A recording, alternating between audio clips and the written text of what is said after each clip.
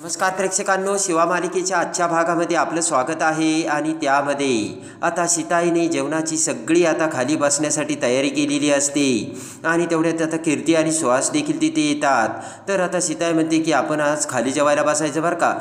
तुम्ही पाहिलं आहे का किती दिवसानंतर आपण असं खाली जेवायला बसतोय. लक्ष्मण म्हणतो की बरोबर आहे बरं का, आणि जुन्या घरीसुद्धा आम्ही असंच खाली जेवायला बसायचो.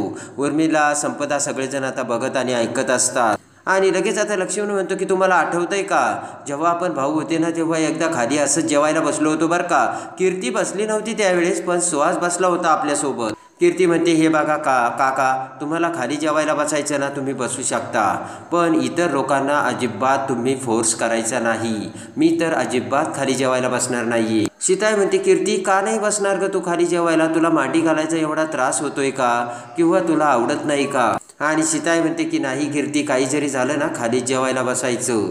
तेवढ्यात आता हा करत आशू तिथे येतो आणि म्हणतो की काय सुगंध येतोय जेवणाचा. आणि पटकन आता तो सुगंध बघून आशू म्हणतो की मला वाटतंय जेवण शिवानी बनवलंय बरं का.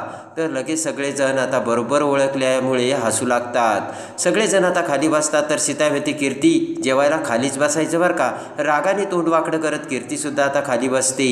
उर्मिला म्हणते की बघा ना, आशूचं शिवावर किती प्रेम आहे, आणि न बघताच जेवण शिवाने बनवलं हे आशूने ओळखलं. इकडे आता शिवा पटकन सगळ्यांना जेवण वाढते आणि मिरचीचा ठेचासुद्धा बनवलेला असतो, पिठलं भाकरी बनवलेल्या असतात. ते सगळं बघून जेवणाचा तो एकदम खास बेत असतो. सगळेजण आवडीने आता पदार्थ आपल्या डिशमध्ये घेतात. आणि लगेच आता उर्मिला म्हणते की पण आशू तुला समजलंय का, हे सगळं जेवण ना सीताई आणि मी बनवले, ते सुद्धा शिवाच्या आदेशानुसार. आशू तर आता अवाकच होतो. आणि इकडे आता मिरचीचा ठेचा, आता त्याचा एक घास कीर्ती खाते. तर लगेच कीर्तीला आता खूप तिखट लागते आणि कीर्तीला ठसका लागतो. आणि लगेच आता सुहास कीर्तीला पाणी देतो. तर संपदा म्हणते की अगं वर बघ. रागाने कीर्ती पाणी पिते आणि म्हणते की किती तिखट बनवलंय. आणि आता रागाने कीर्ती म्हणते तुम्हाला माहिती आहे ना मला तिखट चालत नाही ते. लक्ष्मण हसत म्हणतो हे मला नाही वाटत एवढं तिखट असेल ते. आणि लक्ष्मण एक घास खातो. आणि तेवढ्यात आता आशू हा भरल्या ताटावरून उठून आता कांदे घेऊन येतो आणि सुरी घेऊन येतो. कांद्यासोबत एकदमच छान मजा येईल असे आशू बोलतो. सीताई म्हणते अरे सुरी कशाला आणली शिवा, फोड बरं तू कांदा. शिवा आता इकडे तिकडे बघू लागते. सीताई म्हणते की शिवा थांब 1 मिनिट, कसा फोडायचा ना कांदा ते सुद्धा मला शिकव बरं का. सीताई आता शिवा शेजारी येऊन बसते. आणि त्यानंतर आता शिवा ही हात वर नेते, हाताची मूठ बांधते आणि म्हणते की हे असं जोरात मारायचं. आणि एका झटक्यात शिवाने कांदा फोडलेला असतो. सगळेजण खुश होतात. तर सीताईसुद्धा शिवाने सांगितल्या पद्धतीने करते आणि सीताईने सुद्धा कांदा एकाच बुक्कीत फोडलेला असतो. त्यानंतर आता आशू एक कांदा कीर्तीकडे देतो आणि म्हणतो की कीर्ती आता तू दाखव बरं फोडून कांदा, तुला कधी किचनमध्ये काम करण्याची सवय नाही ना. तर कीर्ती म्हणते मला चॅलेंज करताय का. आशू म्हणतो दाखव ना मग फोडून. आणि आता कीर्ती समोर कांदा ठेवते आणि बुक्की मारते. तर कांदा बाजूला जातो आणि कीर्तीलाच लागते. कीर्ती ओरडू लागते, सगळेजण हसू लागतात. इकडे आता दिव्या ही कॉटवर झोपलेली असते आणि चंदन हा दिव्याचे अंग शेकत असतो. तर आता दिव्या म्हणते की फ्रॅक्चर झाला असेल का रे चंदन.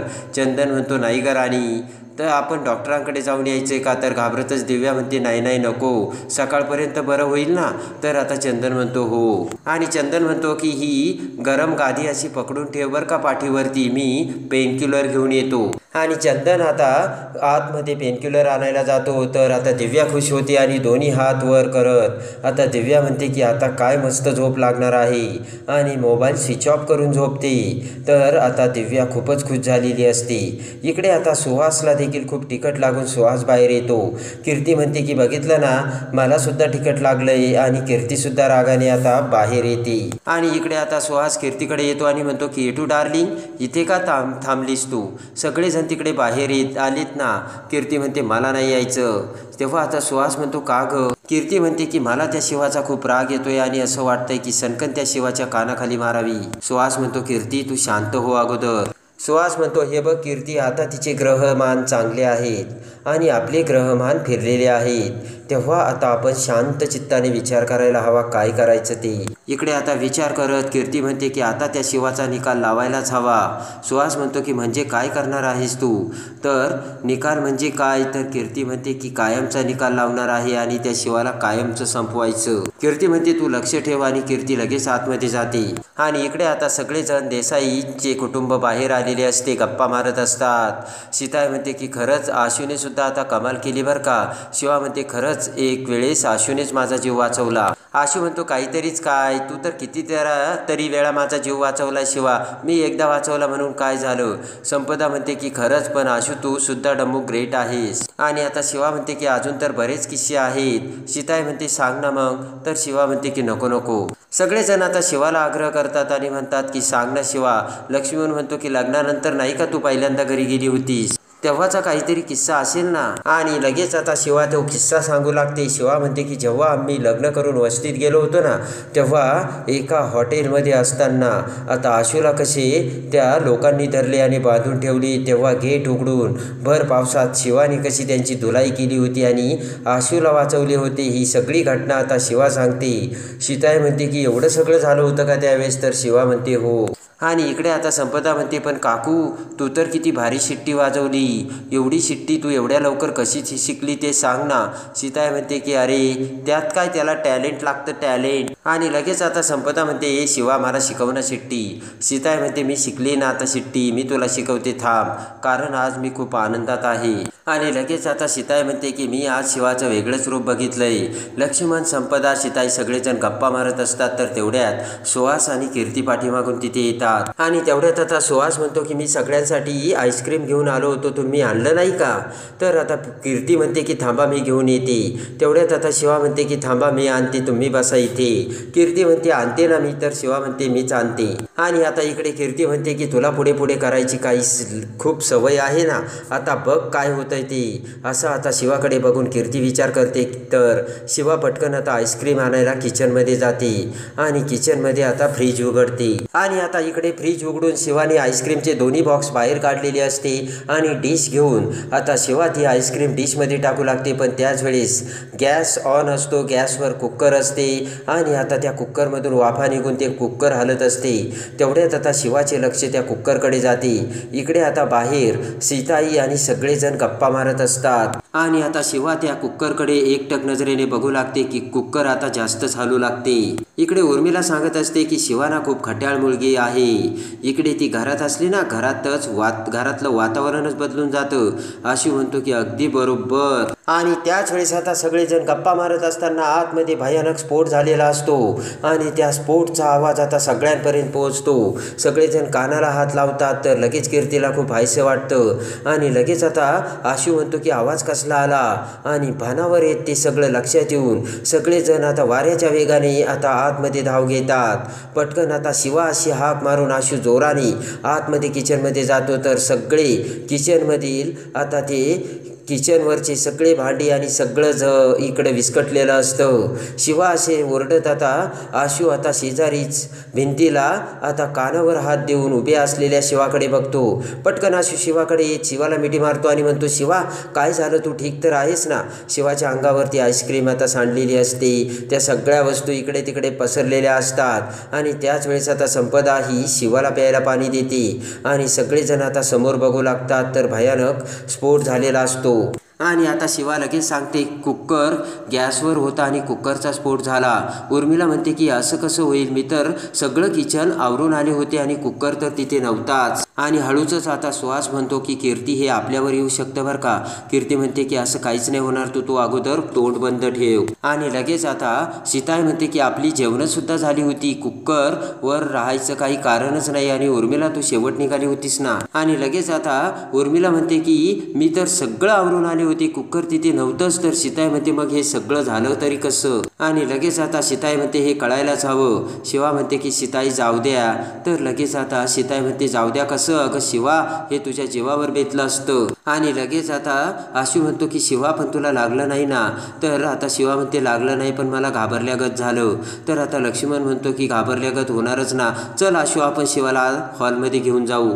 आणि आता सगळेजण शिवाला हॉलमध्ये घेऊन जातात. इकडे आता सुहास म्हणतो कीर्ती आता तू काहीच बोलू नको बरं का, सगळ्यात शेवटी आपण आलो तेव्हा आपल्यावरती शेकू शकतं आणि संशय घेऊ शकतात, आणि चल आता इथे थांबू नकोस असे म्हणत आता सुहास कीर्तीला घेऊन जातो. इकडे आता चंदन हा दिव्याला घेऊन बाहेरून आतमध्ये आणतो आणि म्हणतो दिव्या सावकाश बरं का. आणि इकडे आता चंदन म्हणतो की दिव्या अजून अंग दुखतंय का. दिव्या आता आळेपिळे घेत म्हणते की काय सांगू चंदन तुला, सगळं दुखतंय, माझं अंग दुखतंय, कंबरही दुखतंय. आणि इकडे आता चंदन म्हणतो डॉक्टर तर म्हणाले काहीच नाही होणार.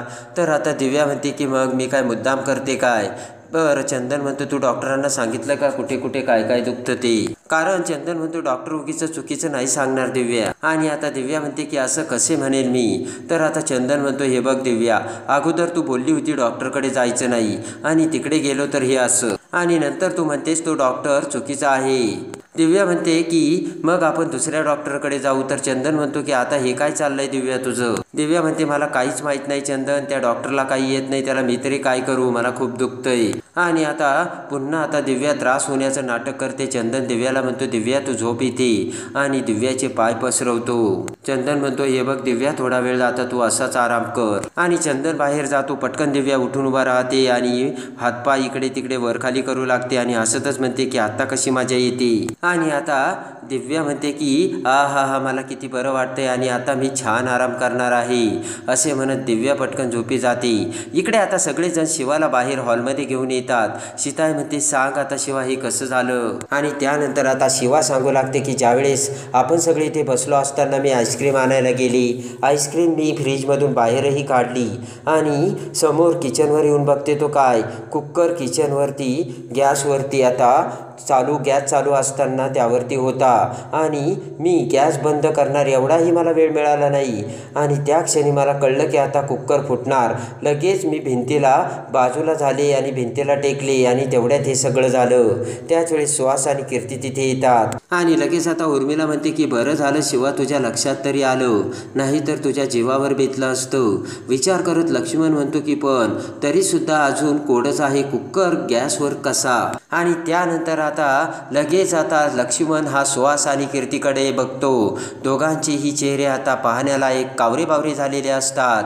विचार करत आता लक्ष्मण म्हणतो की सुहास आणि कीर्ती तुम्हीच शेवटी बाहेर आला होतात ना. ते ऐकून आता सगळेजण आता सुहास आणि कीर्तीकडे बघतात. तर सीताई आता रागाने लाल बुंद होत मोठे डोळे करत कीर्तीकडे बघते.